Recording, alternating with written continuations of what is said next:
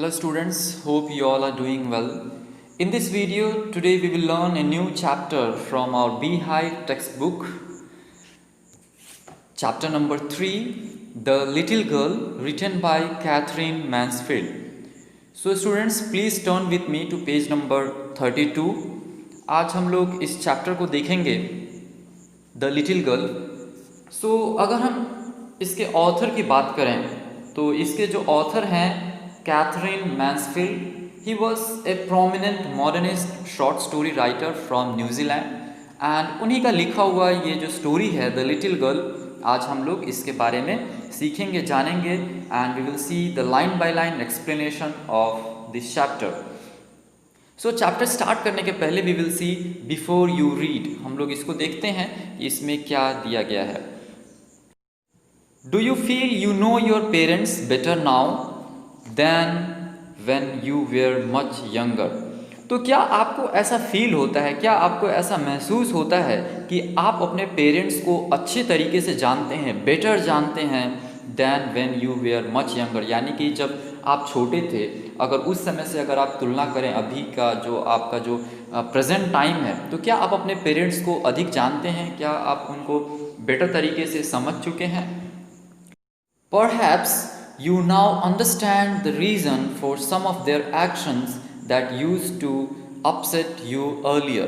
तो शायद हो सकता है अभी आपको ये रियलाइज़ हो गया होगा, शायद आप समझ चुके होंगे क्या reasons for some of their action. शायद कभी कभी उनका जो एक्शंस होता होगा रहा होगा वो हार्श रहा होगा, आपको काफ़ी दर्द दिया होगा, आप शायद उससे नाराज़ भी हो गए होंगे.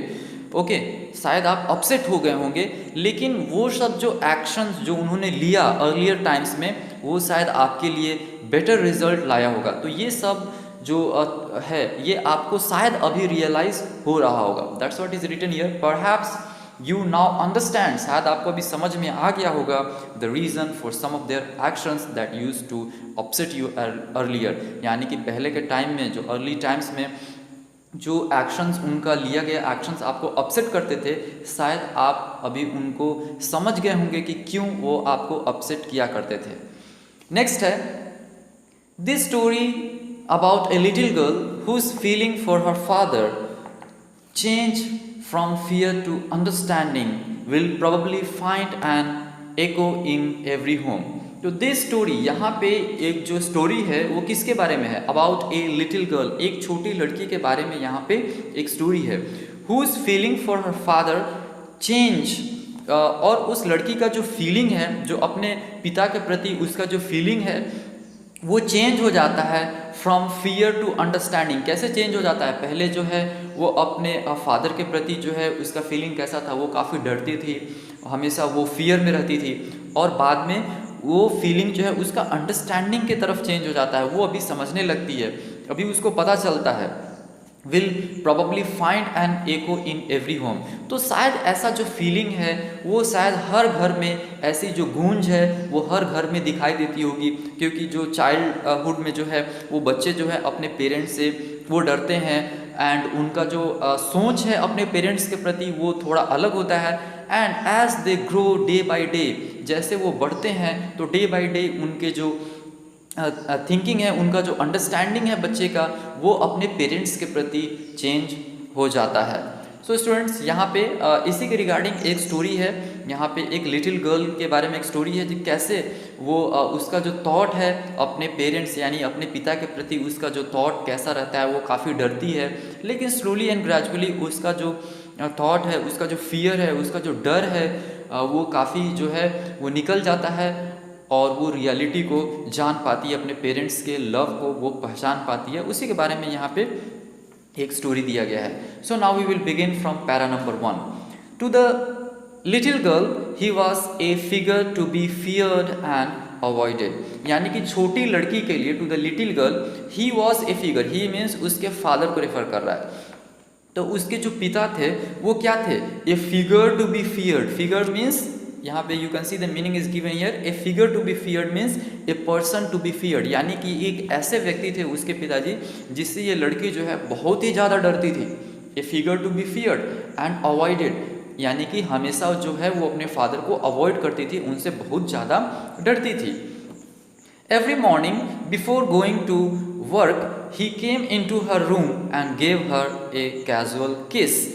ओके, तो एवरी मॉर्निंग डेली का ऐसा ड्यूटी था, डेली जब भी उसके पिताजी जो है वो अपने काम पे जाते थे, ओके, तो काम पे जाने के पहले before going to work he came in to her room, पिताजी जो है उसके फादर जो है ये इस लड़की के रूम में आते थे, कमरे में आते थे and gave her a casual किस, यानी कि उसको एक कैजुअल किस दिया करते थे, यानी कि उसको प्यार करते थे, दुलारते थे। Okay, to which she responded with good bye father, और जब उसके पिताजी उसको किस देते थे उस छोटी लड़की को, तो ये जो लड़की है वो कैसे रिस्पॉन्ड कर रही है, रिस्पॉन्ड यानी कैसे रिप्लाई कर रही है, विद गुड बाय, यानी कि अभी इस लड़की को पता था, she knew that my father is going for work, मेरे पिताजी जो है वो काम के लिए जा रहे हैं, तो वो कहती थी गुड बाय, टाटा कह के ऐसे वो रिस्पॉन्ड करती थी, she responded with good bye father. Further है, and oh, there was a glad sense of relief when she heard the noise of the carriage growing fainter and fainter down the long road. Okay, अब further है, अब जैसे ही उसके daddy जो है जाते थे, now what was the feeling, okay, उस लड़की के अंदर क्या फीलिंग था, and oh there was a glad sense of relief, glad means एक बहुत ही हैप्पी, कहते हैं ना हैप्पी सेंस, बहुत ही वो खुश हो जाती थी, ऑफ रिलीफ यानी कि उसके अंदर एक होता है ना चैन की सांस लेना, उसके अंदर एक रिलीफ फील होता था, and relief when she heard the noise of carriage, कब उसको ऐसा रिलीफ फील होता था जब उसको कैरेज का साउंड जो है वो सुनाई देता था, उस गाड़ी का आवाज़, जैसे उसके पिताजी जाते थे, कैरेज का जो आवाज़ है सुनाई देता था कि रोड पे, स्ट्रीट पे वो कैसे हो रहे हैं, growing फेंटर and फेंटर, फेंटर and फेंटर means okay होता है ना नॉट क्लियर, एकदम जैसे डिम हो जाना, क्लियर सुनाई नहीं देना, बहुत ही वीक,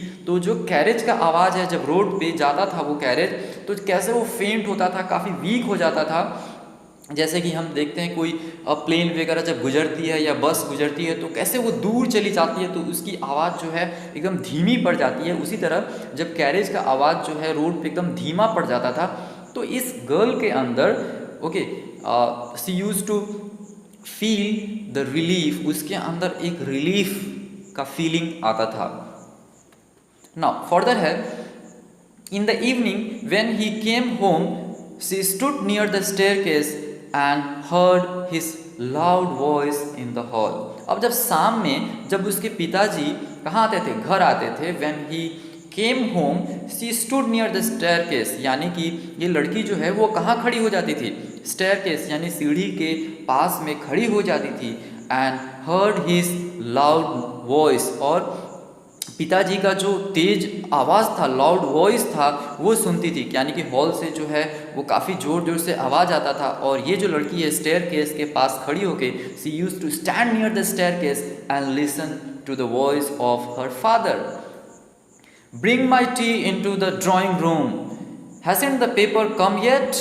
ओके, अब वो पिताजी जो थे वो क्या देते थे, वो ऐसा ऑर्डर देते थे, bring my tea in to the drawing room, मेरा जो चाय है मेरे ड्राइंग रूम में लेकर के आओ, मेरे कमरे में लेकर के आओ। Hasn't the paper come yet, क्या पेपर अभी तक नहीं आया।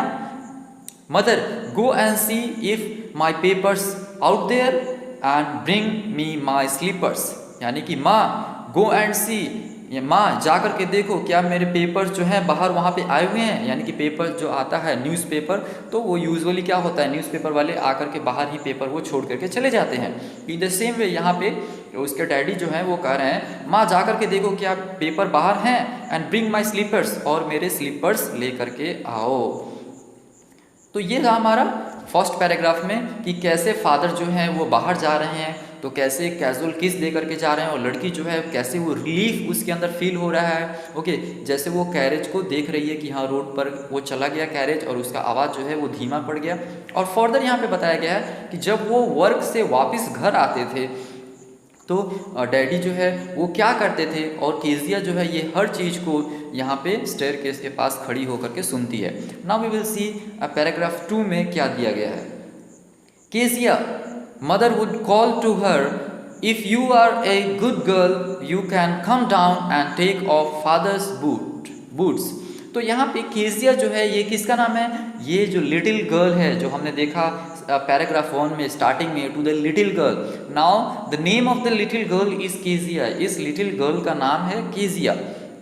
तो माँ कह रही है केजिया, मदर वुड कॉल, माँ उसको ऐसा बुलाती थी। If you are a good girl, यानी यूजुअली घर में ऐसा ही जब कुछ काम होता है तो मम्मा और या जो डैडी है क्या कहते हैं, चलो अगर तुम अच्छे बच्चे हो तो ये काम करो। इन द सेम वे उसकी माँ कह रही है कि if you are a good girl, अगर तुम एक अच्छी बच्ची हो, यू कैन कम डाउन, तुम नीचे आ जाओ, नीचे आ सकती हो, and take off father's boot, take off means होता है रिमूव फ्रॉम फीट, तो पिताजी का क्या करो, ये जो बूट्स हैं पिताजी का बूट्स को निकाल दो।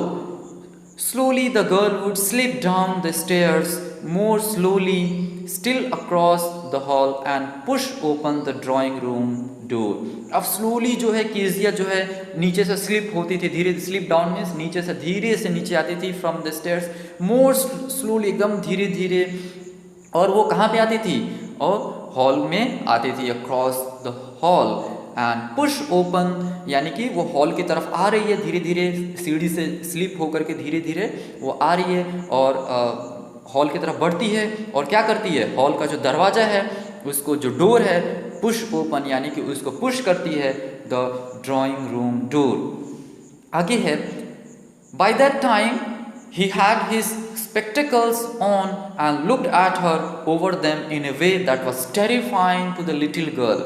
अब जब यहाँ पे वो जब वो लिटिल गर्ल यानी कि केजिया जब अंदर आ रही है तो व्हाट वाज द सिनेरियो, वहाँ पे सीन क्या है, by the time he had his spectacles, यानी कि जो उसके डैडी थे अभी वो क्या कर लेते हैं, स्पेक्टिकल्स पहन लेते हैं, एंड लुक्ड एट हर, और स्पेक्टिकल्स के ऊपर से जो है वो देखते हैं, over them in a way that was terrifying to the little girl, और जैसे हम चश्मे पहन करके और जब चश्मे से ऊपर देखते हैं तो उसी तरह जो इसके डैडी है वो चश्मे के ऊपर से देख रहे हैं, okay, and it was a terrifying, ये काफ़ी जो डरावना था, ये लिटिल गर्ल के लिए बहुत ही डरावना सीन था, terrifying to the little girl. Well Kezia hurry up and pull off this boots and take them outside. अब उसके डैडी कहते थे, वेल केजिया चलो ठीक है फटाफट करो, पुल ऑफ दिस बूट्स, इस बूट्स को क्या करो, खींचो और इसको ले जा करके कहाँ रख दो, टेक देम आउटसाइड, इसको बाहर ले जा करके रख दो। Have you been a good girl today, अब डैडी जो है इससे क्वेश्चन करते थे, डैडी वो जो है पूरे दिन घर में नहीं होते थे, whole day he used to be in work, अब वो काम पे रहते थे, अब शाम में घर आने के बाद यूजुअली फादर जो है क्वेश्चन करते थे, चलो आज तुमने कुछ किया तो नहीं, आज तुमने कुछ मिसबिहेव तो नहीं किया। In the same way daddy जो है इससे क्वेश्चन पूछ रहे हैं, have you been a good girl today, क्या आज पूरे दिन तुम एक गुड गर्ल बन के रही। अब ये केजिया क्या रिप्लाई कर रही है हम देखते हैं, आई डोंट नो फादर, यानी कि ये क्या कर रही है, ये हकला रही है, आई डोंट नो फादर, मुझे पता नहीं है। अब आगे क्या है, यू डोंट नो, अब इसके डैडी जो है सेम जो है ऐसा ही रिपीट कर रहे हैं जैसे कि केजिया बोल रही है, if you stutter like that mother will have to take you to the doctor, यानी कि अगर तुम इस तरह स्टटर करोगी, स्टटर मीन्स हकलाना, इस तरह रुक रुक करके अगर बोलोगी तो माँ को क्या करना पड़ेगा, माँ को तुम्हें डॉक्टर के पास ले करके जाना पड़ेगा। तो ये था हमारा पैराग्राफ 2 में। अभी पैराग्राफ 3 में देखते हैं क्या होता है। सी नेवर स्टटर्ड विद अदर पीपल, लेकिन वो कभी दूसरे लोगों के साथ ऐसा हकलाती नहीं थी, ऐसा स्टटर नहीं होती थी। Had quite given it up, यानी कि ऐसा जो यूजुअली कभी कभी क्या देखा जाता है कि बच्चे जो है बचपन में वो ऐसा हकलाते हैं, तोतला बोलते हैं, लेकिन इसके साथ ऐसा नहीं था, वो मतलब इसको छोड़ चुकी थी, ऐसा वो दूसरे के साथ वो करते ही नहीं थी। Had quite given it up, यानी कि इस चीज़ को वो छोड़ चुकी थी, हकलाना छोड़ चुकी थी। But only with father because then she was trying so hard to say the words properly. Okay, but only with father, केवल पिताजी के साथ ही ऐसा होता था। Because then she was trying so hard to say the words properly, यानी कि जब वो पिताजी के सामने आती थी तो वो इतना डर जाती थी कि वो किसी भी वर्ड्स को कहने के लिए, प्रॉपरली कहने के लिए उसे सोचना पड़ता था। दैट्स वाई वो हकलाती थी, वो स्टटर होती थी। Okay, given it up means यहाँ पे दिया हुआ है स्टॉप डूइंग इट, यानी कि दूसरों के साथ वो ऐसा नहीं करती थी, उस चीज़ों को छोड़ चुकी थी स्टटर होना। केवल जब वो फादर के सामने आती थी, डैड के सामने आती थी, तो वो किसी भी वर्ड्स को प्रॉपरली उच्चारण नहीं कर पाती थी, प्रोनाउंस नहीं कर पाती थी। दैट्स वाई वो क्या होती थी, हकलाती थी। ना आगे है, व्हाट्स द मैटर, क्या बात है, What are you looking so wretched about? तुम ऐसा wretched क्यों दिख रही हो, यानी कि अनहैप्पी क्यों दिख रही हो? फादर जो है उससे क्वेश्चन पूछ रहे हैं, आखिर क्या बात है? Mother, I wish you taught this child not to appear on the brink of suicide. Here, Kezia, carry my teacup back to the table carefully. अब यहाँ जो डैडी है वो माँ को कह रहे हैं, माँ देखो मैं नहीं चाहता हूँ कि तुम इस तरीके से कीजिया को मेरे सामने लेकर के आओ, जैसे वो लग रहा है कि क्या करने जा रही है, वो अभी सुसाइड करने जा रही है। On the brink of suicide means about to commit suicide. तो तुम इस तरीके से कीजिया को मेरे सामने नहीं लेकर के आया करो कि ऐसा लग रहा है कि अभी अभी ये सुसाइड करने वाली है। फर्दर वो कहते हैं, here Kezia carry my tea cup back to the table carefully. अब केजिया क्या करो, इस टी कप को टेबल पे एकदम केयरफुली ध्यान से ले जा करके रख दो। He was so big, his hands and his neck, especially his mouth when he yawned. Okay तो उसके पिताजी कैसे थे, वो काफ़ी बड़े थे, ह्यूज थे। ओके यूजुअली एक छोटे गर्ल के लिए जब उसके सामने जब उसके फादर खड़े होंगे तो कैसा लगेगा, काफ़ी बड़े ही लगेंगे। इन द सेम वे केसिया कर रही है कि मेरे सामने वो काफ़ी बड़े थे। हिज हैंड्स, उनके हाथ जो है काफ़ी बड़े थे, उनका जो नेक था, हिज नेक, वो भी काफ़ी बड़ा था। स्पेशली हिज माउथ, और उनका जो माउथ था, when he yawn means क्या होता है, open your mouth wide and breathe in deeply, especially when you are tired or bored। तो हम जब काफ़ी थक जाते हैं तो हम क्या करते हैं, जो जम्हाई लेते हैं, यान करते हैं। तो जब उसके पिताजी जब यान करते थे तो वो काफ़ी डरावना लगता था उसको, काफ़ी बड़ा लगता था उनका mouth. Thinking about him alone was like thinking about A giant. तो यहाँ पे जब केजिया जो है जब अलोन जब बैठती थी, जब वो अकेला होकर के जब सोचती थी अपने फादर के बारे में, तो वो कैसा था, एक जायंट के जैसा था। मीन्स वो सोचती थी बाप रे हमारे सामने तो एक दानव, ये तो किसके बारे में मैं सोच रही हूँ, एक दानव के बारे में सोच रही हूँ, काफ़ी एक जायंट, यानी कि वो काफ़ी स्मॉल थी, वो काफ़ी जो लड़की थी वो काफ़ी स्मॉल चाइल्ड थी, वो काफ़ी लिटिल थी। तो उसके सामने जो डैडी थे उसके काफ़ी बड़े थे, उनके जो माउथ थे, उनके जो हैंड्स थे। तो ये सब चीज़ के बारे में वो सोच करके वो किसके बारे में सोच रही है, ऐसा लग रहा है कि वो जेंट के बारे में सोच रही है, और उसको जो है वो काफ़ी डर लगता है। आगे है 4th पैराग्राफ में हम देखते हैं, on Sunday afternoons grandmother sent her down to the drawing room to have a nice talk with father and mother. अब ऑन संडे आफ्टरनून यानी कि संडे का जो समय होता था, आफ्टरनून का समय होता था, ग्रैंड मदर जो है उसको भेजती थी, sent her down to the drawing room, कहती थी कि बेटी तुम कहाँ जाओ, ड्राइंग रूम में जाओ, to have a nice talk with father and mother, यानी कि तुम ड्राइंग रूम में जाओ और अपने मम्मी डैडी के साथ थोड़ा टाइम, थोड़ा जो वक्त है वहाँ पे बिताओ और उनके साथ थोड़ी बातचीत करो। But the little girl always found mother reading and father stretched out on the sofa. अब जब भी ये जो लिटिल गर्ल है जब जाती थी तो यहाँ पे वो क्या पाती थी, but the little girl always found mother reading, यानी कि जब भी वो केजिया जब है वो ड्राइंग रूम में जाती थी, तो आप you can see the figure given here, यहाँ पे फिगर भी दिया हुआ है। मदर जो है वो हमेशा जो है सोफे पे बैठ करके रीडिंग करती थी, चाहे वो न्यूज़पेपर हो या बुक्स हो, कुछ भी वो रीडिंग करती थी। And father stretched out on the sofa, और डैडी जो है वो क्या करते थे, एकदम सोफे पे पड़े हुए रहते थे, एकदम हाथ पांव फैला करके सोए रहते थे, stretched out on the sofa. His handkerchief on his face, और जो हैंडकरचीफ होता था, जो रुमाल होता था, वो कहाँ होता था, उनके फेस पे होता था, as you can see in the figure. His feet on one of the best cushions, sleeping soundly and snoring. Okay तो यहाँ पे वो जो लड़की है केजिया जो है वो क्या देख रही है, वो देख रही है कि मम्मा क्या कर रही है, मम्मा तो रीड कर रही है, फादर हैं वो सोफा पे एकदम स्ट्रेच होकर के हाथ पांव फैला करके सोए हुए हैं, और जो हैंडकरचीफ जो है उनके फेस पे है, और उनका पाँव कहाँ है, his feet on one of the best cushion जो होता है ना सोफे वगैरह पे, जो छोटा सा पिल्लो होता है, सॉफ्ट सा पिल्लो होता है, तो वहाँ पे जो उनका जो पाँव है वो एक बेस्ट कुशन जो है उसके ऊपर है।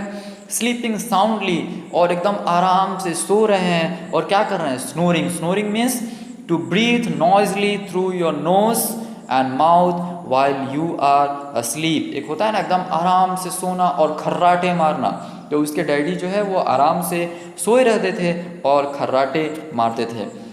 Now we will see page number 34 में हम देखते हैं क्या है, फर्दर है, she sat on a stool, वो क्या करती थी, वहाँ पे स्टूल पे बैठ जाती थी, gravely watched him until he woke and stretched and asked the time, then looked at her. अब वो क्या कर रही है, केजिया जो है, she sat on a stool, वो स्टूल पे बैठ जाती थी, ग्रेवली, ग्रेवली मीन्स एकदम सीरियसली जो है वो देख रही है, वॉच्ड हिम यानी कि केजिया जो है स्टूल पे बैठ करके अपने डैडी को काफ़ी सीरियसली देख रही है, watched him until he woke and stretched, यानी कि कब तक देख रही है, जब तक उसके पिताजी जो है वो जग नहीं जाते हैं। तो यूजुअली हम जगने के बाद क्या होते हैं, हम अपने हाथ को, वी स्ट्रेच आवर हैंड्स, तो हम अपने हाथ को जिस तरह फैलाते हैं, अंगड़ाई लेते हैं, इन द सेम वे उसके फादर जो है अपने हैंड्स को क्या कर रहे हैं, स्ट्रेच कर रहे हैं, एंड आस्क्ड द टाइम, और क्या पूछ रहे हैं, टाइम पूछ रहे हैं, देन लुक्ड एट हर, और उसके बाद डैडी जो है वो केजिया की तरफ देख रहे हैं। फर्दर वो क्या कहते हैं, डोंट स्टेयर सो केजिया, देखो केजिया इस तरह मुझे घूरो मत, घुर्राओ मत, स्टेयर मीन्स होता है घुर्राना, तो डैडी कहते हैं इस तरह मेरी तरफ घुर्राओ मत, you look like a little brown owl, तो उसके फादर जो हैं वो कहते हैं तुम कैसे दिख रही हो, तुम एक छोटी सी ब्राउन जो आउल होता है, भूरी उल्लू के जैसे तुम दिख रही हो, आउल के जैसे दिख रही हो। आगे है, one day when she was kept indoors with a cold, her grandmother told her that father's birthday was next week. अब एक दिन क्या होता है, one day when she was kept indoors, यानी कि जब वो घर में ही होती है, विथ ए कोल्ड, यानी कि उसको शायद कुछ उसकी जो सेहत होगी वो अच्छी नहीं रही होगी, शी माइट नॉट वेल, तो उसके साथ क्या था, वो कोल्ड थी, उसका जो तबीयत है अच्छा नहीं था, with a cold, her grand mother told her, यानी कि उस दिन जो है उसकी जो ग्रैंड मदर है वो बताती है, क्या बताती है, that her father's birthday was next week, यानी कि देखो केजिया तुम्हारे जो डैडी है उनका बर्थडे क्या है, जन्मदिन है, कब है, next week, and suggested, suggest means हम जब किसी को कुछ सलाह देते हैं तो कहते हैं suggested, and suggested she would make him a pin cushion, और सजेस्ट करती है उसकी जो ग्रैंड मदर है वो सजेस्ट करती है कि देखो केजिया तुम क्या बना सकती हो, एक पिन कुशन बना सकती हो, for a gift out of a beautiful piece of yellow silk, यानी कि तुम एक पिन कुशन जो है, एक सॉफ्ट कुशन बना सकती हो, out of beautiful piece of yellow silk, यानी घर में शायद कुछ सिल्क के जो येलो सिल्क जो होते हैं उसके जो टुकड़े कपड़े होते हैं पड़े होंगे, तो उसकी ग्रैंड मदर ऐसा सजेस्ट करती है कि तुम घर में जो पीस ऑफ जो सिल्क जो कपड़े हैं उससे तुम क्या बना सकती हो, एक पिन कुशन बना सकती हो, और अपने पिताजी के बर्थडे पर तुम इसको गिफ्ट कर सकती हो। सो स्टूडेंट्स, आज की वीडियो में हम लोग यहीं पे स्टॉप करेंगे। आई होप कि आपको ये स्टोरी जहाँ तक मैंने पढ़ाया है you might have understood well in a better way, because I have explain you all the words and line by line very clearly. मैंने आपको यहाँ तक काफ़ी क्लियरली आपको एक्सप्लेन किया है। तो आज की इस वीडियो में हम यहीं पे स्टॉप करेंगे। In the next video we will continue the further part of this third chapter, The Little Girl. So students, that's all for today. Have a nice day. Thank you.